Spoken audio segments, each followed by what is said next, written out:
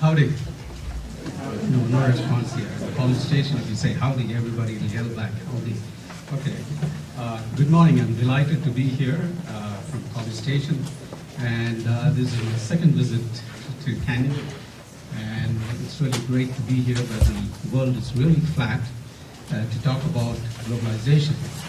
And with that, what I'd like to do is to give you an overview, more a macroeconomic overview of what globalization is and where we are going. With that, I'll start. We have, I think, 15 minutes, and I have about 8 slides. Hopefully, I'll be on time. Okay. First is, what is globalization? Okay. And if you really think about globalization, you can break it down.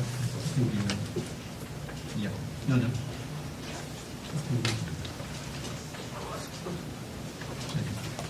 It's missing, I think. The second page is missing. Okay.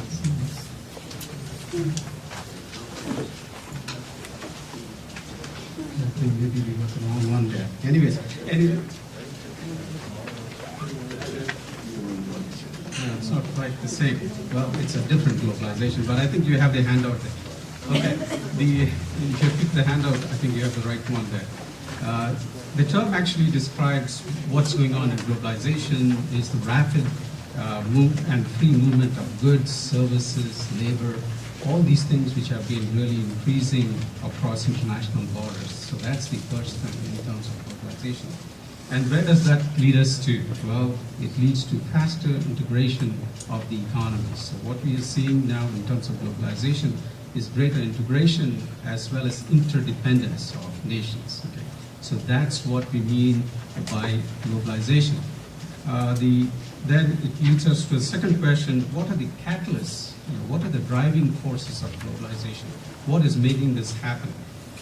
If you ask people like Tom Friedman and others, globalization really started way back in 1498 when Vasco da Gama from Portugal crossed over the oceans to come to India in search of spices and trade. But the more recent globalization actually started in 1947 with the creation of the Bretton Woods institutions and institutions like the World Bank, the GATT and WTO. And what has happened is trade liberalization, that is reduction of tariffs, quotas, and things like that have come into effect. And again, there are two major issues two major catalysts of globalization. First is economic liberalization, that is countries that have been able to reform their economies and going towards more open market systems, okay, that is free market, open trade, and not only in goods but also in services. That's why we see a lot of discussion about outsourcing, for example. The second major impetus for globalization is technology. You'll find that each time you have a revolution like the technology revolution you find changes in technology, and more so in this case is the changes in information technology. That is the role of the internet, ERP systems, that is the enterprise resource planning systems, supply chain, developments in these that have really accelerated the globalization process. So that's why the world is becoming more and more intertwined. The third topic is how does globalization impact business? That is very important. We want to know how does this really impact business. The shift has occurred in terms of production of goods as well as services. That's where you see the real change in globalization. And why is that happening? Well, there are 3 reasons. The first is the self-interest of shareholders. Shareholders want to maximize wealth, so companies want to do that. CEO compensation, again, CEOs are compensated based on how they perform or how their companies perform. So they want to look at the whole world as their playing field to minimize cost and maximize revenues and profits.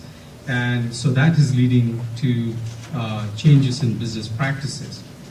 Second is the change of mix, what companies produce. Things are changing. So you find companies are outsourcing more, producing certain products or components at home, and the remainder being sourced from outside. So That again is based on cost of capital. Those of you who are in finance, depends on the cost of capital at home and labor cost. So whatever is cost effective, companies look at it from the global perspective to try to set up operations. So they produce certain components at home, something else overseas. So that's what they try to do. And so the last item in terms of the impact on business is the impact on competition. So what globalization is leading to is to increase competition. So competition is becoming really stiff, and you also see specialization with competition. So increasingly companies will focus in certain areas where they really have a competitive advantage and produce other goods and services overseas. And that leads to productivity increases. That's why if you look at the United States, we have productivity increase averaging about 3% a year. Part of the reason is we try to keep some of the goods and service manufacturing right at home where we really have a competitive advantage and move offshore things in IT services and production like to India and China. Okay? And that also sparks innovation. So how does globalization impact countries? Okay, so how does it impact companies? The next countries. So countries which transform themselves, that is, move towards free markets, open systems, private property, things like that, those are the countries which are going to do well in the future. And so countries that follow pragmatic economic policies, that is both monetary and fiscal policy. For example, we have relatively good monetary policies here in the United States, but fiscal policy needs some work, okay? And that is reflected by the fact that we have huge deficits in the fiscal account.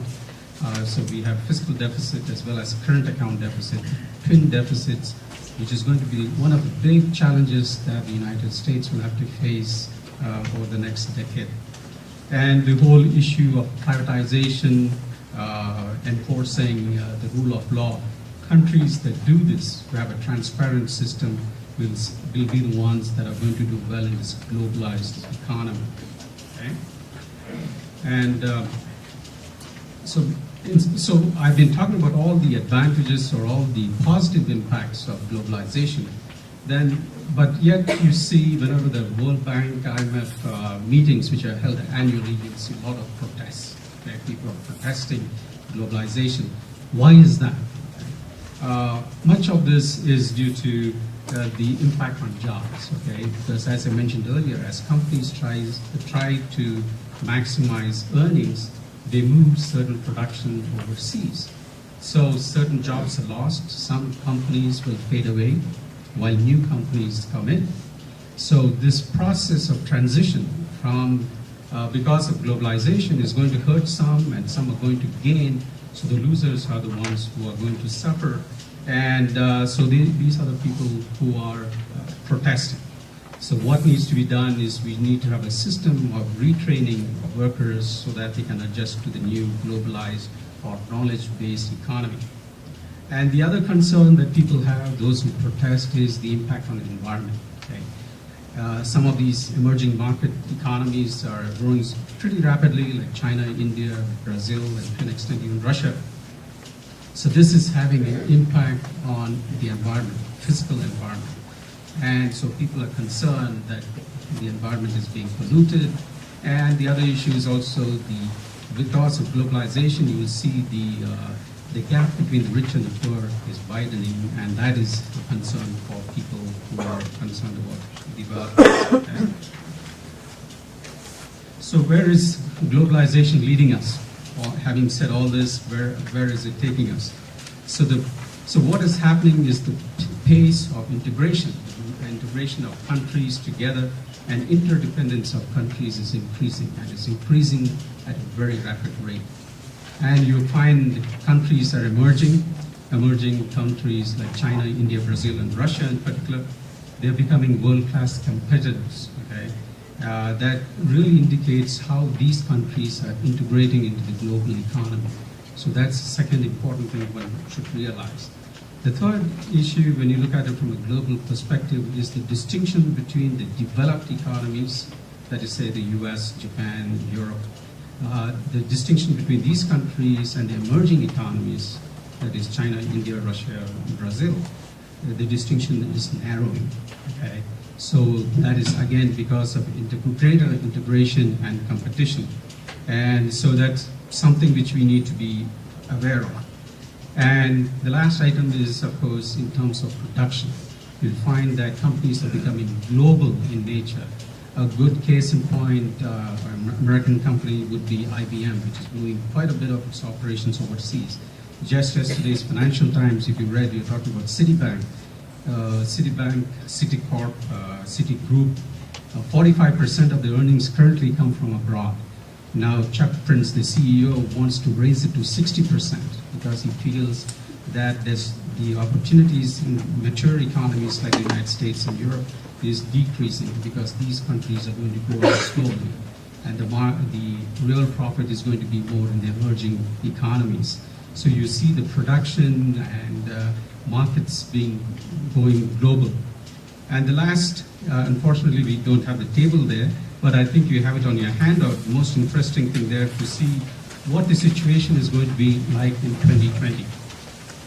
I have in my chart there the GDP, the purchasing power parity, GDP based on purchasing power parity, which is a true reflection of the strength of these countries and the size of these economies.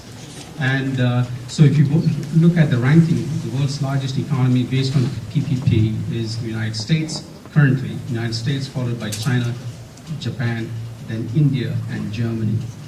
By 2020, the world's largest economy is going to be China, followed by the United States, then India and Japan.